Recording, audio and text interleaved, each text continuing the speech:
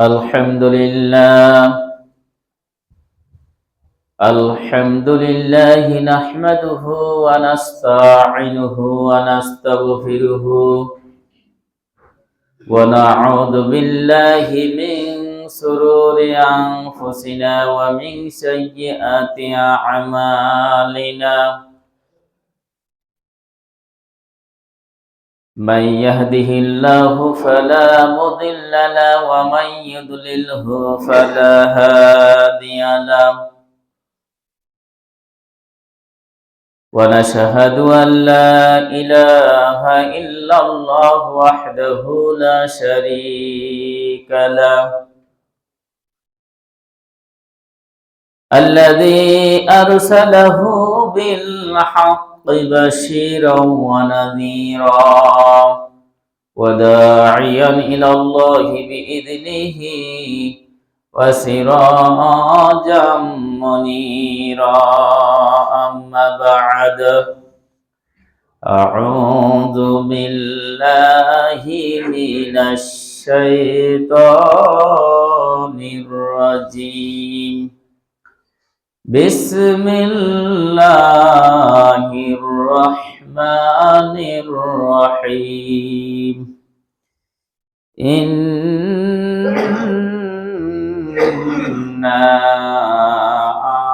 أعطيناك الكوثر فصل لربك وانحر إن شانئك هو الأبتر.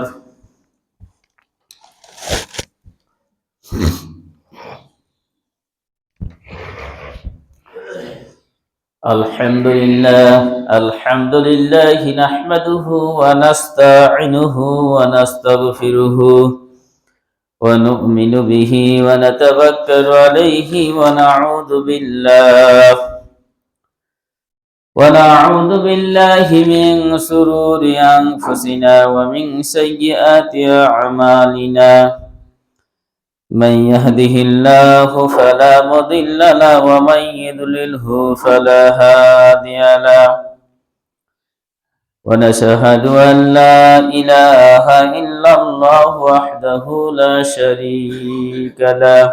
أما بعد، أعوذ بالله من الشيطان الرجيم. بسم الله الرحمن الرحيم.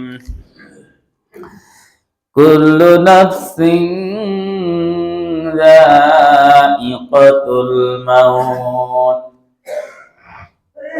وإنما توفون أجوركم يوم القيامة. فمن زحزح عن النار وأدخل الجنة فقد فاز وما الحياة الدنيا إلا متاع الغرور.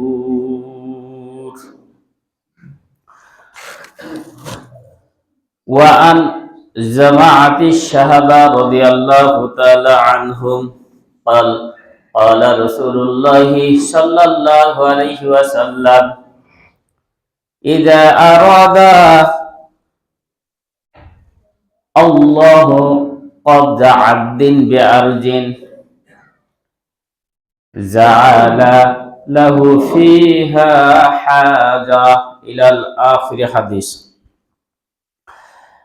আমরা সর্বপ্রথমে সেই মহান রব্বুল আলামিনের দরবারে প্রশংসা জ্ঞাপন করছি যে মহান রব্বুল আলামিন আমাদেরকে বিগত একটি সপ্তাহ অতিবাহিত হওয়ার পর এই সালাতুল জুমার মসজিদে আসার তৌফিক দান করেছেন। এই জন্য সকলেই বলি আলহামদুলিল্লাহ। দুরূদ ও তাসলিমা বর্ষিত হোক বিশ্ব নবীর প্রতি, সকলে বলি সাল্লাল্লাহু আলাইহি ওয়াসাল্লাম।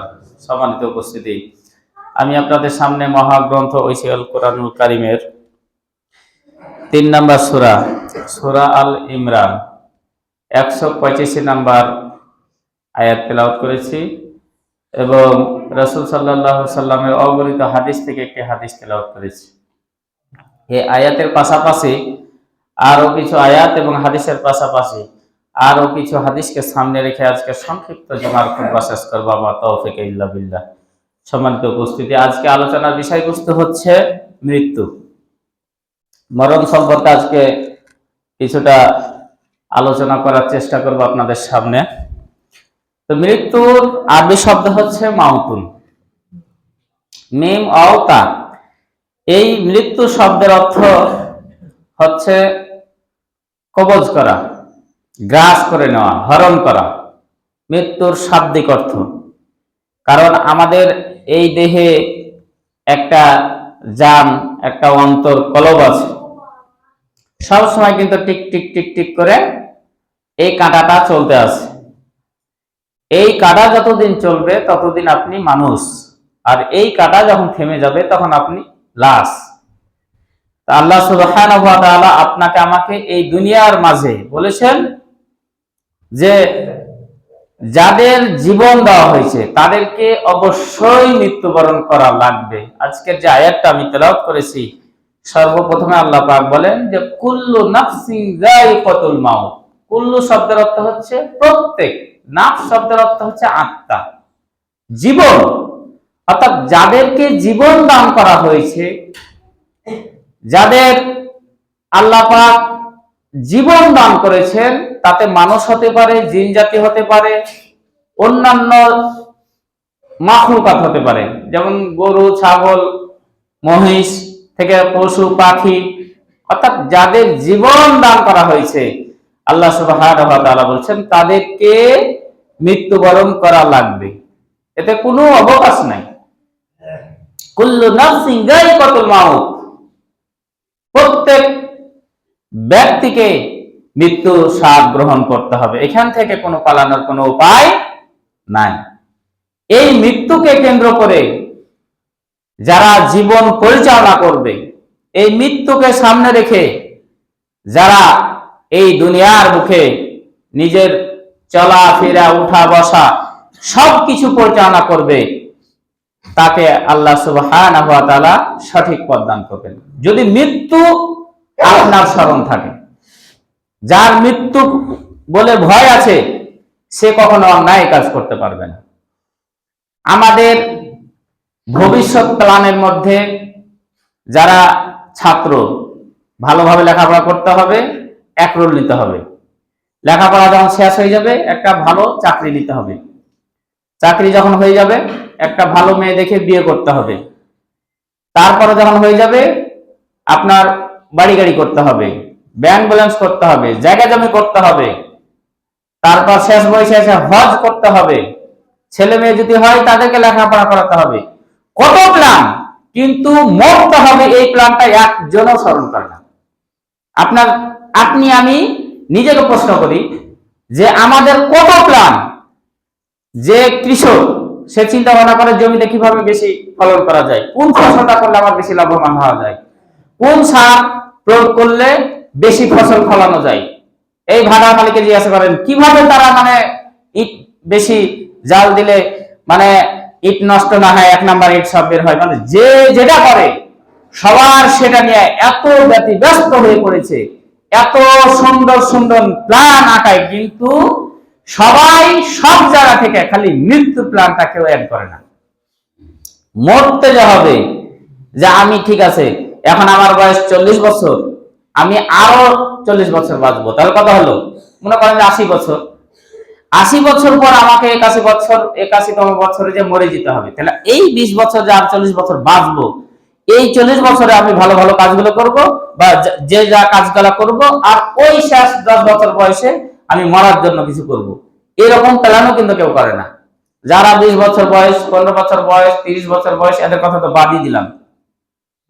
আমাদের যাদের বয়স হয়ে গেছে 70 বছর, সেও চায় যে আরো 70 বছর বাঁচতে। যার বয়স হয়ে গেছে 100 বছর, সেও চায় যে আমি আরো 100 বছর বাঁচবো। আমাদের মধ্যে সবার একটা ইচ্ছা যে বাঁচবো, এই দুনিয়াতে থাকবো। এই জন্য বিশ্ব নবী বলেছেন মানুষের কাছে সবচেয়ে আকর্ষণীয় বস্তু হচ্ছে দুইটা, একটা হচ্ছে উমরুত তোয়াল এবং কাসরাতুল মাল। বেশি সম্পদ অর্জন করার মানুষের চাহিদা খুবই এটা। মানে আমার মাল আরো আসুক, আমার মাল আরো আসুক, আরো সম্পদ হোক, আরো টাকা পয়সা হোক, আরো জায়গা জমি হোক, আরো ব্যাংক ব্যালেন্স বাড়ুক। আমার মানুষের এটা কখনো মানে শেষ হবে না। ওকে দুনিয়া সব যদি দিয়ে দেন, দুনিয়া পরিমাণ সোনা ভর্তি একটা দুনিয়া যদি দিয়ে দেন, তাও বলবে আমাকে আরো একটা দুনিয়া দেওয়া হোক সোনা ভর্তি। তার মানে বিশ্বনবী বলছেন মানুষের যত সম্পদ থাকবে সব সম্পদ আরো সে চাইবে। দুই নাম্বার হচ্ছে যত বয়স তাকে দেওয়া হবে সে বলবে আরো বয়স দেওয়া হোক আমাকে। আছে না আমাদের মধ্যে দেখবেন যারা শেভ করে, শেভ করতে করতে করতে করতে দাঁত পড়ে গেছে, দাঁত পড়ে গেছে, এই যে গালের যে ইগুলো চামড়া গুলো ঢুকে গেছে ভিতরে, তখন কি করে শেভ করতে তো পারে না, মুখে গামছা ঢুকায়, পেনা ঢুকায়, মুখটাকে কি করে ফুলায়, গালটাকে ফুলিয়ে তখন শেভ করে। এরকম লোক আছে না, অনেক আছে। বা যারা ওই যে হাট বাজারে আপনার শেভ করে, নাপিতের কাছে গিয়ে বুঝতে পারবেন যে কি রকম, আর সব পড়ে গেছে, দাড়ি ছাড়া ফরজ ওয়াজিব সবকিছু উপর হয়ে গেছে, কিন্তু গামছা ভরে হলো মুখ ফুলিয়ে ওকেই করে শেভ করে। তো আজকের যে বিষয় সেটা হচ্ছে যে মরণ, এই মৃত্যুকে কোনো ব্যক্তি কিন্তু আমরা স্মরণ করতে চাই না, অথচ আল্লাহ সুবহানাহু ওয়া তাআলা বলছেন যে কুল্লু নাফসিন যায়িকাতুল মাউত। এই কথাটা সূরা আল ইমরানের 185 নম্বর আয়াতে বলেছেন। এই একই কথা আল্লাহ সুবহানাহু ওয়া তাআলা সূরা আম্বিয়ার 35 নম্বর আয়াতে বলেছেন যে কুল্লু নাফসিন যায়িকাতুল মাউত ওয়া নাবলুকুম বিশ-শাররি ওয়াল খায়রি ফিতনাতাও ওয়া ইলাইনা তুরজাউন। আল্লাহ রাব্বুল আলামিন বলেন, যাদেরকে আমি জীবন দিয়েছি, যাদেরকে আমি জান দান করেছি, পৃথিবীর সকল জীবনওয়ালা ব্যক্তিদের মাখলুকাতদের আমি একদিন সকলকে মৃত্যুর মাধ্যমে এই দুনিয়া থেকে আমি কবরবাসী বানিয়ে দিব। এই জন্য যে ওয়ানাবলুকুম বিশ-শাররি ওয়াল খায়রি ফিতনাতা, আল্লাহ রাব্বুল আলামিন বলেন এই মৃত্যু কেন তৈরি করলাম, এই জীবন কেনই বা দিলাম, এই জন্য জীবন এবং মৃত্যু দান করলাম। ওয়ানাবলুকুম বিশ-শাররি ওয়াল খায়রি ফিতনা, এই দুনিয়ার মাঝে কে ভালো কাজ করতে পারো আর কে খারাপ কাজ করতে পারো, এই জন্য আমি জীবন এবং মৃত্যু দান করলাম। আমরা তো সবাই ছিলাম মৃত্যু, মৃত্যু ছিলাম না? আমরা রূহের জগতে সবাই ছিলাম আমরা মৃত্যু। ওই জায়গায় বলা হয়েছে আল্লাহ রাব্বুল আলামিন সকল রূহকে এক জায়গাতে করে বলেছেন আলাস্তু বিরাব্বিকুম, আমি কি তোমাদের রব না? সবাই আমরা স্বীকৃতি দিয়েছিলাম ওই রূহের জগতে, বালা আমরা সবাই বলেছিলাম হয় না, কেন আপনি আমাদের রব নাই, আপনি আমাদের প্রভু, আপনি আমাদের সৃষ্টিকর্তা, আপনি আমাদের রব, আপনি আমাদের সব। একথা আমরা ওই রূহের জগতে আমরা স্বীকার করেছিলাম। যখন আমাকে আল্লাহ রাব্বুল আলামিন এই দুনিয়ার মাঝে নিয়ে চলে আসলেন, এই দুনিয়ার মাঝে নিয়ে আসার পর আল্লাহ রাব্বুল আলামিন সূরা জারিয়ার 56 নম্বর আয়াতে বললেন ওয়া মা খালাকাতুল জিন্না ওয়াল ইনসা ইল্লা লিয়াবুদুন, আমি মানব এবং জিন জাতিকে, মানব এবং দানব জাতিকে এই পৃথিবীর মাঝে একমাত্র শুধুমাত্র কেবলমাত্র আমার দাসত্ব করার জন্য সৃষ্টি করলাম, একমাত্র আমার ইবাদত করার জন্য আমি তোমাদেরকে পাঠালাম। কারণ তোমরা প্রথমেই আমাকে রব হিসেবে স্বীকার করেছিলে ওই রূহের জগতে, ওই রূহানি জগতে তোমরা সবাই আমাকে রব হিসাবে স্বীকার করেছিলে। আর রব যে স্বীকার করে তার রিজিকের মালিক, হায়াতের মালিক, মওতের মালিক, আপনার সর্বকিছু সব কিছুর মালিক হচ্ছে আল্লাহ। আর যেই ব্যক্তি সব কিছুর মালিক আল্লাহকে মেনে নাই, সেই তো কখনো আল্লাহ বাদ দিয়ে অন্য কারোর কাছে পায়রবি করতে পারে না, অন্য কারো দাসত্ব করতে পারে না। কিন্তু আজকে ওইখান থেকে যখন আমরা দুনিয়ার মাঝে চলে আসলাম তখন আমরা আল্লাহকে ভুলে গেলাম। এই জন্য আল্লাহ পাক বলছেন, বান্দা তুমি দুনিয়াতে যাই করো না কেন, তোমার প্রথম কাজ হবে মৃত্যুকে স্মরণ করে দুনিয়া পরিচালনা করা। যারা মরণকে স্মরণ করে এই দুনিয়া পরিচালনা করবে তাদের জীবনটা হবে আখিরাতের জীবন।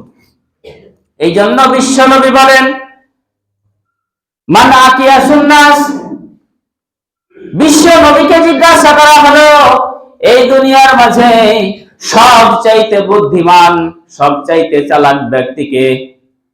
বিশ্ব নবী বললেন, আকসিরু যিকরাল লিল মাউত, যে ব্যক্তি সবচাইতে মৃত্যুকে স্মরণ করে, মরণকে স্মরণ করে এই দুনিয়া নিজের জীবন পরিচালনা করে, এই পৃথিবীর মাঝে ওই ব্যক্তি হচ্ছে সবচাইতে বুদ্ধিমান এবং চালাক মানুষ। তাহলে এখন বলেন, আমাদের মাঝে সবচাইতে চালাক মানুষ হচ্ছে যে বেশি মিথ্যা কথা বলতে পারে, তাই না? যে বেশি মানুষকে ঠকাতে পারে, যে ব্যক্তি মানুষকে বিপদে ফেলতে পারে, এই হচ্ছে আমাদের সমাজের চালাক মানুষ। কিন্তু বিশ্ব নবীর কথা অনুযায়ী চালাক ব্যক্তি হচ্ছে সেই, যে এই দুনিয়াতে মরণকে স্মরণ করে এই দুনিয়া পরিচালনা করে। আমাদের সব প্ল্যানের মধ্যে আছে, সব কিছু প্ল্যানের মধ্যে রয়েছে, কিন্তু আপনার মরণকে নাই। এই যে আপনাদের বাগমারার এক হুজুর, আপনারা সবাই চিনেন, এখানকার বক্তা হয়েছিল সময়তে, ভাই কিছুদিন আগে বলছে যে আমার সম্বন্ধীকে 2 লাখ টাকা দিয়েছি জমির জন্য, যে নিজের মানুষ কি আর ই করবো, মানে খাতা কলমে লিখবো, স্টাম্পে কি আর লিখবো, মৌখিক হিসাবে 2 লাখ টাকা দিয়েছে। বেচারা সুন্দর করে বলছে, কখন আপনি টাকা দিয়েছেন আমাকে? বউয়ের ভাই এখন কি করবেন বলেন? ছেলে পিলা সব বড় হয়ে গেছে, যে 2 লাখ টাকা দিয়া বলে কখন আপনি আমাকে টাকা দিয়েছেন? ওই জমি আবার আরেকজনের কাছে বিক্রি করে দিয়েছে মেচারি, মানে তার সম্বন্ধী অন্য জনের কাছে জমি বিক্রি করে দিয়েছে। তাহলে সে কি মরবে না? এখন তাকে যদি বলা যায় আমি খুব চালাক, আমার দুলাভাইকে সবই দিয়েছি, পাছার উপর বাড়ি দিয়ে যদি বহিনকে এখন পাঠিয়ে দেয়, তাহলে ঠিক হবে। তো এই হচ্ছে আমাদের দেশের যে সবচাইতে যারা বাটপার, দুচ্চর, দুশ্চরিত্র, শয়তান, এরাই হচ্ছে আমাদের কাছে সবচাইতে চালাক, তাই না কথাটা? আমাদের সমাজে। কিন্তু বিশ্বনবীর কাছে বলছে সবচাইতে চালাক হচ্ছে সেই, যেই হচ্ছে বেশি বেশি মৃত্যুকে স্মরণ করে, আখিরাতকে স্মরণ করে, কবরের আযাবকে স্মরণ করে। সম্মানিত উপস্থিতি, যাই হোক, আল্লাহ রাব্বুল আলামিন সর্বপ্রথম বললেন যে তোমরা তোমাদের জীবনটাকে পরিচালনা করো সেইভাবে। আল্লাহর নবী বলেন, কুন ফিদ দুনিয়া কাআন্নাকা গরীবুন আও আবিরু সাবিল ওয়াউদ্দা নাফসাকা মিন আহলিল কুবুর। বিশ্ব নবী 2টা কথা বললেন, তাম দুনিয়ার যত মানুষ রয়েছে সমস্ত মানুষকে ইন্ডিকেট করে বললেন, তোমরা দুনিয়ার মাঝে একজন গরিব ফকির, ফকির নিজেই রকম বসবাস করে। একজন গরিবের যেমন খাবার থাকে না পেটে, একজন ফকিন্নির যেমন বাড়ি ঘর থাকে না, যাযাবরের মতো বসবাস করে, এই রকম ফকিরের মতো আপনারা দেখেছেন ওই যে ব্রিজের পাশে সাঁওতালেরা কিন্তু এখন এসছে, তাই না? ওই যে যারা ওরা কাপড় নিয়ে বসবাস করে বেড়ায় সাঁওতালেরা, এদের কোনো বাড়ি ঘর আছে? একটা জায়গা ফ্রি পাইছে, ওই জায়গাতে বসে এখন কি কিছুদিন থাকবে, আবার কোথাও অন্য জায়গায় চলে যাবে। এরা হচ্ছে যাযাবর লাইফ। তো বিশ্ব নবী বলছেন, এই যাযাবর লাইফের মতন তোমরা দুনিয়াতে থাকো, তোমাদের বাড়ি ঘর বলতে কিচ্ছু নাই, মনে করতে হবে এটা কিছুই নাই, এইটা মনে করে তোমরা এই দুনিয়াতে বসবাস করো। কোন ফিদ দুনিয়া কাআন্নাকা গরীবুন, যেমন গরিব দুনিয়াতে বসবাস করে এই রকম তুমি গরিব নিজেকে ভাবো। আও আবিরু সাবিল, অথবা একজন মুসাফির।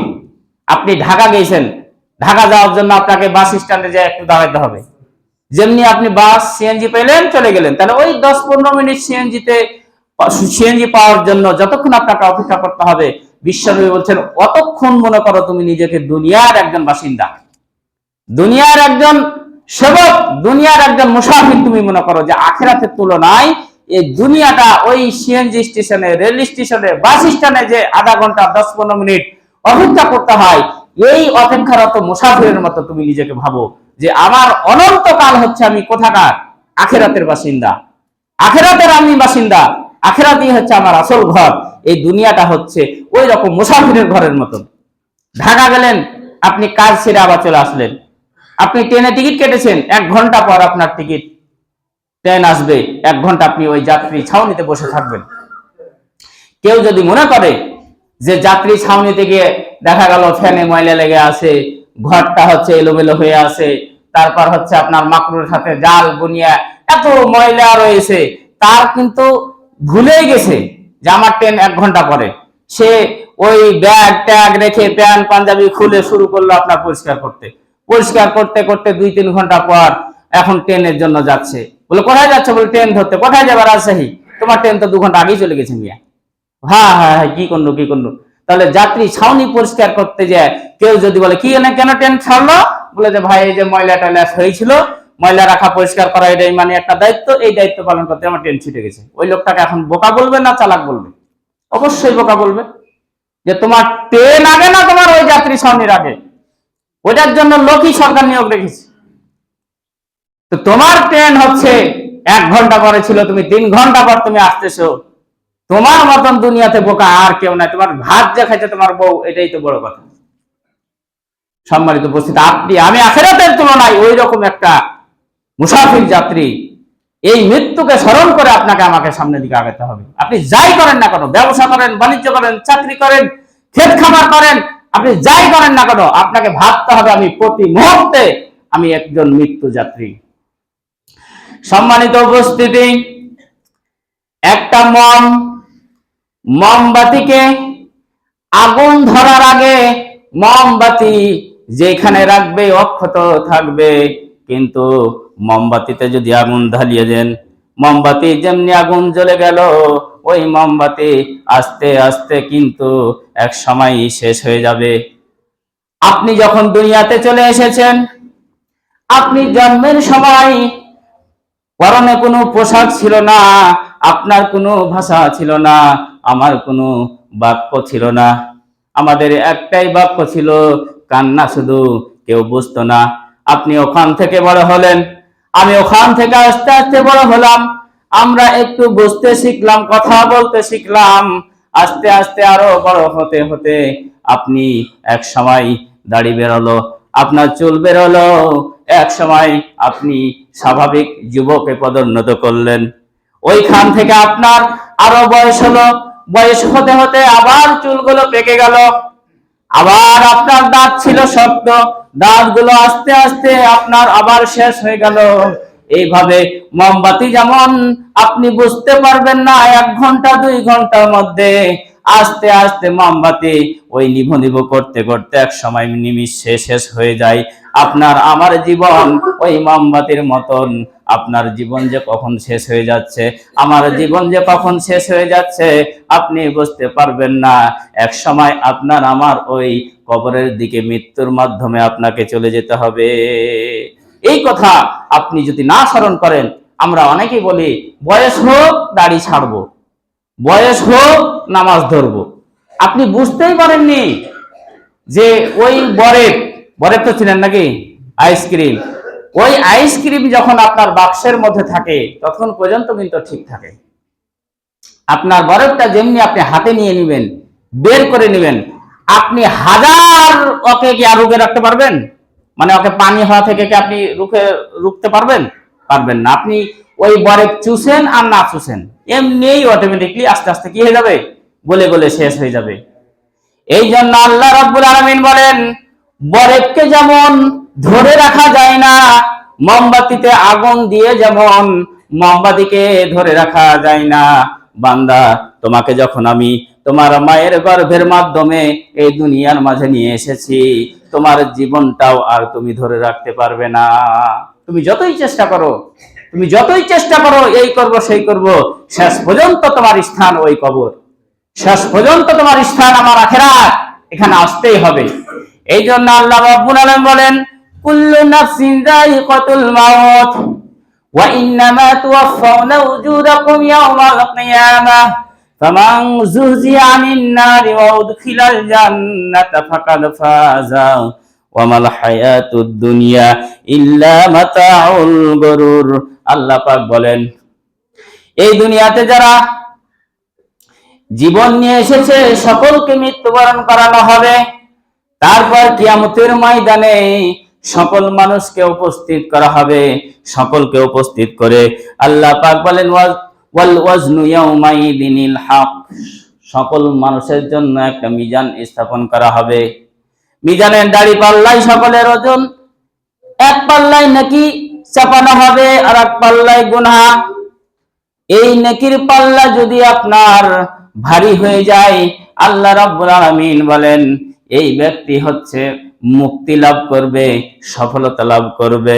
কিন্তু যে ব্যক্তি নেকির পাল্লা হালকা হয়ে যে গুনাহের পাল্লা ভারী হয়ে যাবে, আল্লাহ রাব্বুল আলামিন বলেন এই ব্যক্তি হচ্ছে ক্ষতিগ্রস্তদের মধ্যে অন্তর্ভুক্ত হয়ে যাবে। যারা ক্ষতিগ্রস্ত এদের মধ্যে সে শামিল হয়ে যাবে। এবং ফামান জুজি আনিন নার ওয়া উদখিলাল জান্নাহ, আল্লাহর ভাষায় বলছেন যে কিসের দুনিয়াতে সফলতা, কিসের তোমার বড় চাকরি পেয়েছো, কিসের তুমি জজ ব্যারিস্টার হয়েছে, কিসের তুমি কোরিয়ার টিকিট পেয়েছো, কিসের তোমার এত কোটি কোটি ব্যাংক ব্যালেন্স, এগুলো সব বৃথা। সফলতা হচ্ছে সেটাই যে মরার পর কিয়ামতের ময়দানে যদি তুমি জাহান্নাম থেকে মুক্তি হয়ে জান্নাতে যেতে পারো। কোথা থেকে? জাহান্নাম থেকে মুক্তি হয়ে তোমার জন্য জান্নাত আল্লাহ অবধারিত করে দিল, তাহলেই হচ্ছে তুমি সবচাইতে সফল ব্যক্তি। আল্লাহর ভাষায় যে এই দুনিয়ার সফলতা আসল সফলতা নয়, এই দুনিয়ার সফলতা বৃথা সফলতা।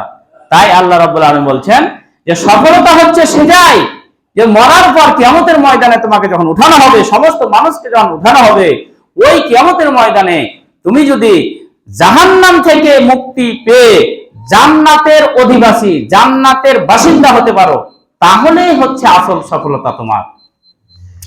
ওয়ামাল হায়াতুদ দুনিয়া ইল্লা মাতাউল গুরুর, আল্লাহ পাক বলেন দুনিয়া হচ্ছে একটা ধোঁকা, এই দুনিয়া হচ্ছে একটা ধোঁকা। সুতরাং লা ইয়াগুররান্নাকা তাকাল্লুবুল লাযিনা কাফারু ফিল বিলাদ মাতাউন কলিল সুম্মা মাওয়াহুম জাহান্নাম ওয়া বিইসাল মাসির। আল্লাহ পাক বলেন সুতরাং এই দুনিয়া যেহেতু একটা ধোঁকার জায়গা, দুনিয়া যেহেতু একটা ঠকানোর জায়গা, সুতরাং এই জায়গায় যারা কাফের আমি তাদেরকে ক্ষণিকের জন্য ব্যাংক ব্যালেন্স, জায়গা জমি, ক্ষমতা দিয়ে তাদেরকে আমি পরীক্ষা করব। ওই সমস্ত জায়গা জমি, ব্যাংক ব্যালেন্স, ক্ষমতা দেখে যারা মুমিন হবে, তোমরা যেন হাই হুতাশ না করো, আফসোস না করো যে আল্লাহর এত ইবাদত করলাম, আল্লাহ পাকের এত কথা মানছি, তারপরও কেন আমার জায়গা জমি নাই, ব্যাংক ব্যালেন্স নাই, চাকরি বাকরি নাই, এত কেন আমার অসুবিধা হয় কিনা? যারা দুনিয়ার মধ্যে দেখেন আল্লাহওয়ালা ইমানদার, এদেরকে আল্লাহ বেশি পরীক্ষা করা হয়। পৃথিবীর মধ্যে হযরত ইব্রাহিম আলাইহিস সালামকে সবচাইতে বেশি পরীক্ষা করা হয়েছিল এবং প্রত্যেকটা পরীক্ষাতে তিনি 100 মার্ক নিয়ে পাস করেছেন, লেটার মার্ক নিয়ে তিনি পাস করেছেন। প্রত্যেকটা নবী রাসূলকে এই দুনিয়াতে আল্লাহ পাক বেশি বেশি পরীক্ষা করেছেন। কি কারণে? তার মানে বোঝা গেছে আবু জেহেল, উতবা, সাইবা, নমরুদ, ফেরাউন, এরা তো দুনিয়ার সবচেয়ে বড় বড় কাফের, অথচ এদেরকে আল্লাহ পাক এত ক্ষমতা দিয়েছেন, এত টাকা পয়সা দিয়েছেন, এত ব্যাংক ব্যালেন্স দিয়েছেন। আল্লাহ বলছেন তাদের দেখার প্রয়োজন নাই, তাদের দেখার প্রয়োজন নাই, কারণ এটা হচ্ছে মাতাউন কলিল, এটা অল্প দিনের সামগ্রী। কারণ মরার পর তারা অনন্তকালের ওই দুনিয়াতে তারা জাহান্নামে থাকবে, তারা আগুনে পুড়তে থাকবে। সুতরাং এই দুনিয়া, ক্ষণিকের দুনিয়ায় তোমার সুখ শান্তির দরকার নেই। এই দুনিয়ার চাইতে আখিরাতের দুনিয়াটা হচ্ছে বেশি উত্তম। ওয়ালাল আখিরাতু খায়রুল লাকা মিনাল উলা, আল্লাহ পাক বলেন নবী আপনি দুনিয়ার জীবন নিয়ে চিন্তা করেন না, যারা মুমিন বান্দা রয়েছে এই মুমিন বান্দাদেরকে আপনি দুনিয়ার জীবনের চাইতে আখিরাতের জীবন বেশি স্থায়ী এবং উত্তম, এই কথা আপনি ঘোষণা দিয়ে দেন। এই জন্য তো আপনার আবু বকর, উমর, উসমান, আলী, আব্দুল্লাহ ইবনে মাসউদ, আব্দুল্লাহ ইবনে আব্বাস, এক একটা সাহাবী অনেক সম্পদ ছিল। ইসলাম কবুল করার কারণে তারা এই সমস্ত সম্পদকে মাটিতে মিশে দিয়ে তারা দান খয়রাত করে নিঃস্ব হয়ে গিয়েছিলেন। তারা আল্লাহর পথে এমন ভাবে নিজেকে বিলিয়ে দিয়েছিলেন, ক্ষমতাকে এমন ভাবে ছেড়ে দিয়েছিলেন, তারা দুনিয়ার জীবনেই আখিরাতের কথা ভাবতেন, কবরের বাসিন্দা হিসাবে নিজেকে ভাবতেন। এই জন্য তারা দুনিয়াতে থাকতে লেগে 10 জন সাহাবীকে আল্লাহ রাব্বুল আলামিন এই দুনিয়াতে জান্নাতের সার্টিফিকেট দিয়ে দিয়েছে। তাহলে তাদের কিন্তু ক্ষমতা লোভ ছিল। হযরত উমর নিজে প্রেসিডেন্ট, অথচ নিজেই সব কাজ করেছেন, নিজেই প্রেসিডেন্ট, নিজেই সব কাজ করেছেন। আর আমাদের আজকে প্রেসিডেন্টকে দেখেন, আপনি যদি এমপি হন, চেয়ারম্যান হন, আপনার প্রটোকলের অবস্থা দেখে আপনার আশেপাশে ওই যে দেখাচ্ছে না স্বরাষ্ট্রমন্ত্রী এখন পুলিশগুলো মুখ খুলতেছে যে তার বাড়িয়ালির ব্লাউজ পর্যন্ত পরিষ্কার করে লেছে পুলিশ দিয়ে, এরকম এখন বলেছে না, এখন বলতেছে না। এখন মানে কত ক্ষমতা, কত তাদের পাওয়ার যে নিজে তারা মানুষের সামনে এসে চলতে পারে না, এত ক্ষমতা। আর হযরত উমর ওয়ার্দ জাহানের খলিফা, অথচ তার ডানে বামে কেউ নাই। কি কারণে? একটাই ভয় ছিল, যা আল্লাহ যদি ধরে ফেলে, যে তোর এত ক্ষমতা, ফেরেশতার সাথে লেগে দেখ দেখি। সম্মানিত উপস্থিতি, যাই হোক, আমি আপনাদের সামনে যেই কথা বলছি, যে আল্লাহ রাব্বুল আলামিন বলছেন মৃত্যুকে তোমরা স্মরণ করতে হবে। মৃত্যুকে স্মরণ না করলে এখান থেকে তুমি পালাতে পারবে না। আল্লাহ রাব্বুল আলামিন বলেন, কুল ইন্নাল মাউতাল্লাযী তাফিররুনা মিনহু ফাইন্নাহু মুলাকীকুম সুম্মা তুরাদ্দুনা ইলা আলিমিল গায়বি ওয়াশ শাহাদা ফায়ুনাব্বিউকুম বিমা কুনতুম তা'মালুন। আল্লাহ পাক বলেন, হে নবী আপনি বলে দেন, যে মৃত্যু থেকে তোমরা পলায়ন করার চেষ্টা করছো, কুল ইন্নাল মাউতাল্লাযী তাফিররুনা মিনহু ফাইন্নাহু মুলাকীকুম, ওই মৃত্যুর সাথে তোমাদের সাক্ষাৎ হবেই হবে। মৃত্যু থেকে তোমরা কখনো পলায়ন করতে পারবে না, ওই মৃত্যু তোমাদের সাক্ষাৎ করবে। তাতে প্রেসিডেন্ট হোক, প্রধানমন্ত্রী হোক, আপনার একজন ফকির হোক, মৃত্যু সবার কাছে যায় না? আজাইল সবার কাছে যায় না? আমাদের বাংলাদেশের অনেক বড় বড় রাজা বাদশাহ ছিল, সবাই চলে গেছে কবরে।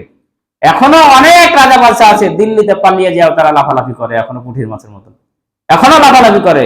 আপনি বুঝতে পারেন না? আপনি কবরের কথা ভুলে গেছেন। আজকে কি না পারেন, এই হাত তো আপনার হাত, আমার হাত, সবার হাত, কিন্তু এই হাতটাকেও অন্যায় পথে ব্যবহার করে, এই হাতটাকেও আল্লাহর ভয়ে সেজদায় নত হয়ে যায়, হয় না? আপনি যদি আমাকে মারেন, আমি হুজুর হয়ে যেতে গেছি, হুজুরের বেশি শক্তি আপনি জানেন? 100টা বাড়িতে খেয়ে এসেছি ওই চাঁপাইনবাবগঞ্জে। যত ও যে আমার এক বক্তা বলতো, যত মুরগি খাইছি সব মুরগি যদি লাফাইতে লাগে ভিতর থেকে, আল্লাহ যদি বলে হুজুর তোর অন্য হিসাব নিব না, তুই যত মুরগি খাইছিস জিন্দা জিন্দা মুরগি, এই হিসাব দিয়ে তুই জান্নাতে যা। মুরগি যদি আপনার আমার বিরুদ্ধে যদি, যত হুজুরের বিরুদ্ধে যদি আন্দোলন করতে লাগে, এই মুরগিতে জাহান্নামে চলে যাবে, যে অন্যায় ভাবে খালি বিসমিল্লাহ ছাড়ে খেয়েছে। এত মুরগি খাওয়ার পর আপনি ওই ডাল মাইল কি কিনা হাবি ঝাবি খাইয়া যদি আপনার শরীরে এত শক্তি থাকে, এত বৈধ খাওয়া খায় আমার শক্তি নাই? আমার শরীরে শক্তি নাই? শক্তি আছে। একটা সাহাবী 10টা 20টা 50টা কাফেরকে হত্যা করেছে। তারা ইসলামের বিপক্ষে ছিল।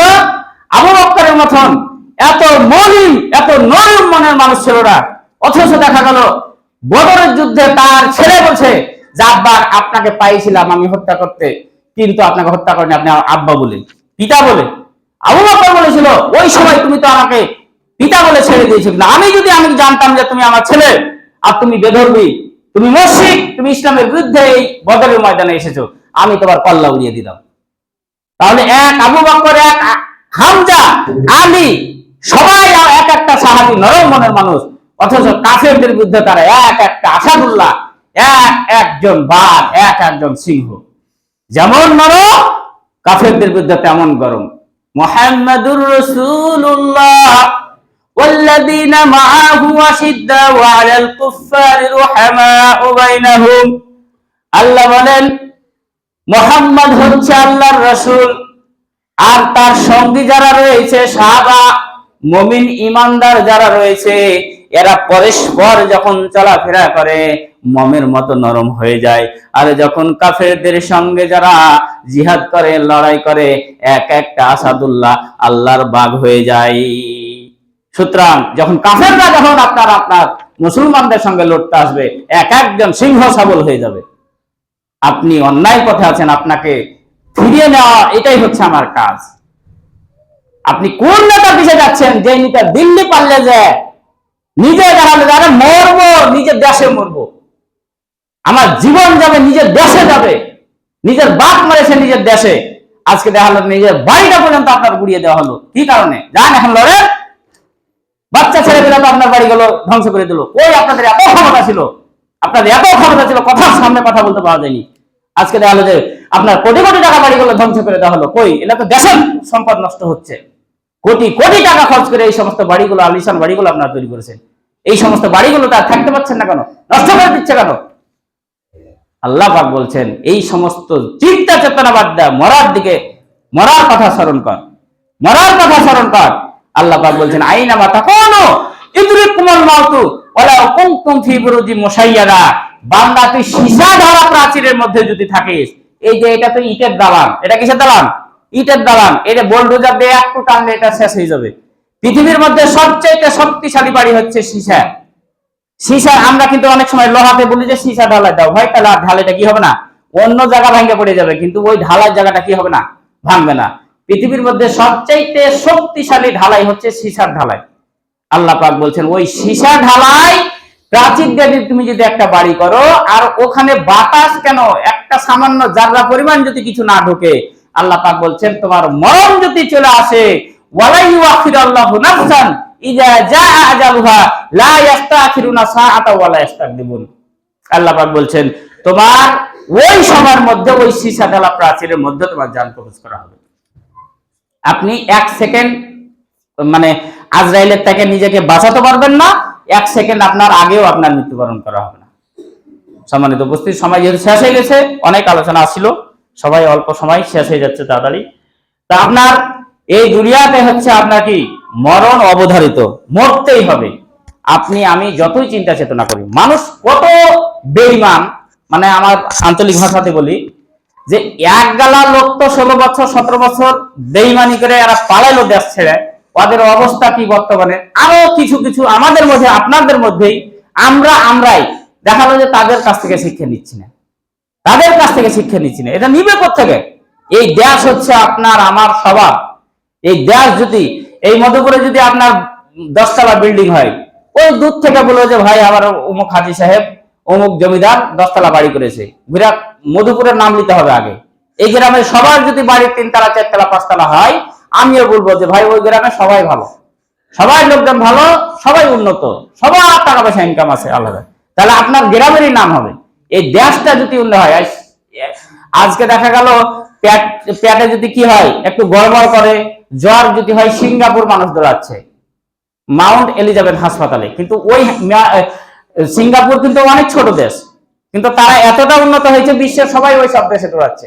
তারা বেধর্মী, হ্যাঁ তারা সৎ পথে ইনকাম করে সৎ ভাবে চলে, তারা কোন জায়গা থেকে কোন জায়গা চলে গেছে। আর আমরা হচ্ছে 100% মুসলমান, 95% মুসলমান দেশে কেউ যদি 1 টাকা পাচ্ছে, এই টাকা ওই বিদেশে যা পাচার করছে। আল্লাহ পাক বলছেন এই সমস্ত কাজকর্ম বাদ দেয়া কবর চিন্তা কর, কবরের কথা ভেবে জীবন পরিচালনা কর, বান্দাতুল্লাহ ভাবে যাও। আরো সামনে আলোচনা আছে, সামনে ইনশাআল্লাহ আলোচনা হবে। আল্লাহ পাক আমাদের সকলকে যেন এই দুনিয়াতে বেঁচে থাকা অবস্থাতেই যেন আমরা ভালো কাজ করতে পারি, সেই তৌফিক দান করে সকলে আল্লাহুম্মা আমিন। আর আমরা যেন মরার আগ দিয়ে আল্লাহ পাক আমাদের এই মুখে যেন কালেমা তাইয়্যিবা পাঠ করার তৌফিক দান করেন সকলে আল্লাহুম্মা আমিন। যে হাদিসটা পাঠ করেছিলাম, আল্লাহ পাক বলেন যে মানুষ